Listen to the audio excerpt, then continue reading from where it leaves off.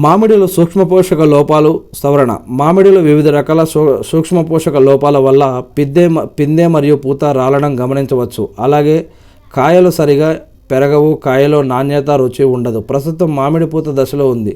ఈ తరుణంలో సూక్ష్మ పోషక లోపాలను నివారించడానికి చేపట్టాల్సిన సస్యరక్షణ చర్యల గురించి తెలుసుకుందాం. పొటాష్ లోపం లక్షణాలు. పొటాష్ లోపం వల్ల మామిడి ఆకులు అంచులు ఎండిపోతాయి.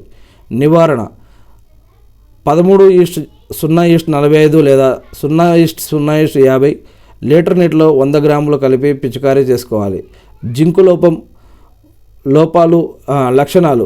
మామిడిలో జింకు లోపం వల్ల ఆకులు చిన్నవిగా మారిపోయి కణువుల మధ్య దూరం తగ్గడం, ఆకులు గుబురుగా మారడాన్ని మనం గమనించవచ్చు.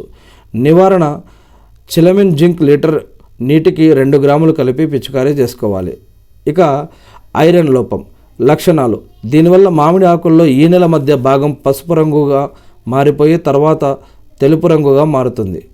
బోరాన్ లోపం లక్షణాలు. దీనివల్ల లేత ఆకులు ఎండిపోవడం, కాయలు పగిలిపోవడం జరుగుతుంది.